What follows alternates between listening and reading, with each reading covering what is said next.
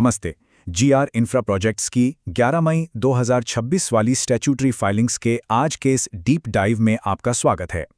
Corporate filings और financial data सच कहें तो कई बार बहुत बोरिंग या कॉम्प्लेक्स लग सकते हैं, लेकिन आज हम इन भारी भरकम नंबर्स और लीगल नोट्स को डीकोड करेंगे, वो भी एक बहुत ही आसान और दिलचस्प कहानी की तरह।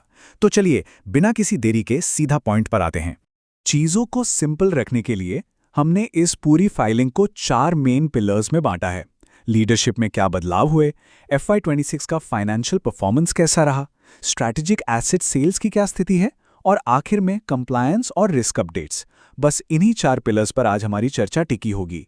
तो आइए सबसे पहले पिलर्स से शुरुआत करते हैं, यानी लीडरशिप और बोर्ड में हुए बदलाव। हाल ही में जो बोर्ड मीटिंग हुई है ना, उसमें कुछ काफी दिलचस्प और बड़े फैसले लिए गए हैं।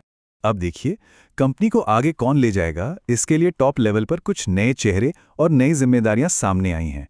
श्री अजेंद्र कुमार अग्रवाल को अब मैनेजिंग डायरेक्टर के साथ साथ चेयरमैन की कुर्सी भी सौंप दी गई है। वहीं अश्विन अग्रवाल अब होल टाइम डायरेक्टर की भूमिका निभाएंगे। इसके अलावा राजन मल्होत्रा जी को इंडिपेंडेंट डायरेक्टर के तौर पर रीअपॉइंट किया गया है, जबकि देशराज डोगरा अपने 2 टर्म पूरे करके इस पद से हट रहे हैं।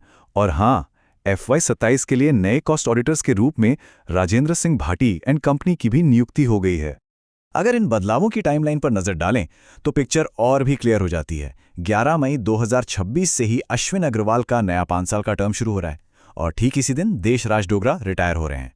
दूसरी तरफ राजन मल्होत्रा का जो दूसरा टर्म है वो अगले साल यानी मई 2027 से लागू होगा। तो बेसिकली बोर्ड रूम का ये पूरा ट्रांजिशन बहुत ही स्मूथली प्लान किया गया है। चलिए लीडरशिप से आगे बढ़ते हुए अब बात करते हैं कंपनी के असली इंजन की, यानी FY26 के फाइनेंशियल परफॉर्मेंस और उन बड़े नंबर्स की। जरा इस फिगर को देखिए, 8,39,861 लाख रुपए। ये कोई छोटा मोटा नंबर नहीं है, ये FY26 का टोटल कंसोलिडेटेड रेवेन्यू है। सच कहूं तो ये विशाल आंकड़ा इंफ्रास्ट्रक्चर सेक्टर में GRIL के जबरदस्त स्केल और ऑपरेशंस की साफ तस्वीर पेश करता है। और जो बात इस नंबर को और भी खास बनाती है वो है इसका पिछले साल से कंपैरिजन। FY25 में ये रेवेन्यू 7,39,470 लाख रुपए था और इस साल सीधा एक बड़ा जंप। ये साफ तौर पर दिखाता है कि कंपनी की ऑपरेशनल ग्रोथ साल दर साल कितनी मजबूत रही है। लेकिन ठहरिए, कहानी में एक छोटा सा ट्विस्ट भी है। टॉप लाइन नंबर्स यानी रेवेन्यू तो शानदार हैं, पर जब हम बॉटम लाइन यानी कंसोलिडेटेड नेट प्रॉफिट को देखते हैं तो FY25 के 1,01,539 लाख रुपए के मुकाबले FY26 में ये मुनाफा 90,257 लाख रुपए पर आ गया। मतलब रेवेन्यू तो बढ़ा, लेकिन असल प्रॉफिट में थोड़ी सी गिरावट देखने को मिली है। अब इन सारे उतार चढ़ाव के बीच शेयरधारकों के लिए एक अच्छी खबर भी है। ₹2.50 प्रति इक्विटी शेयर का इंटरिम डिविडेंड, इसे फरवरी 2026 में डिक्लेयर किया गया था। फाइनेंशियल शिफ्ट चाहे जो भी हों, इन्वेस्टर्स को मिलने वाला ये सीधा पे आउट दिखाता है कि कंपनी अपने शेयर होल्डर्स का पूरा ख्याल रख रही है।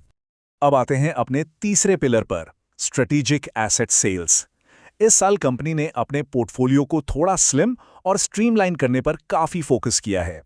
आसान भाषा में कहें तो GRIL ने अपनी 4 प्रमुख हाईवे सब्सिडियरीज को इंडस इंफ्रा ट्रस्ट को बेच दिया है।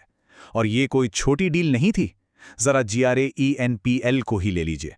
इसकी बिक्री से 15,378 लाख रुपए मिले, जिसमें से करीब 14,478 लाख रुपए का तो सीधा सीधा स्टैंडअलोन गेन यानी मुनाफा है।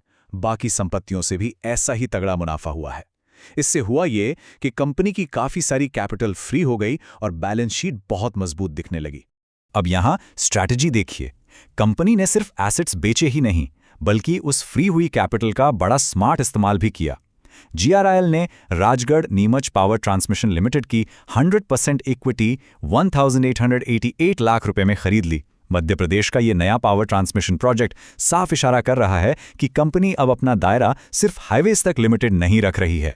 चलिए अब अपने आखिरी पिलर की तरफ बढ़ते हैं, कंप्लायंस एंड रिस्क अपडेट्स, क्योंकि किसी भी कंपनी की असली हेल्थ उसके लीगल और रेगुलेटरी माहौल से ही समझ आती है। ऑडिटर के नोट्स में 2022 के एक NHAI रेगुलेटरी मामले का जिक्र है, जो अभी गुवाहाटी हाईकोर्ट में सब जुडिस है यानी पेंडिंग है। यहाँ सबसे रिलीफ वाली बात जो बिल्कुल साफ शब्दों में लिखी गई है वो ये है कि आज की तारीख तक कंपनी या उसके किसी भी कर्मचारी के खिलाफ कोई चार्ज फ्रेम नहीं हुआ है। बस ये एक फैक्चुअल अपडेट है जिसे ऑडिट रिपोर्ट में ज्यों का त्यों रखा गया है। एक और चीज जिसने सुर्खियां बटोरी थी वो थी अक्टूबर 2025 में इनकम टैक्स डिपार्टमेंट की सर्च। लेकिन फाइलिंग्स के मुताबिक कंपनी ने पूरा डेटा देकर 100% कोऑपरेट किया। और सबसे अच्छी बात, बिजनेस ऑपरेशंस एकदम नॉर्मल चलते रहे, कोई रुकावट नहीं आई और डिपार्टमेंट की तरफ से अभी तक कोई नई टैक्स डिमांड भी नहीं निकाली गई है। कंप्लायंस को लेके एक और इंटरेस्टिंग नंबर है 2427 लाख रुपीस की एस्टिमेटेड लायबिलिटी।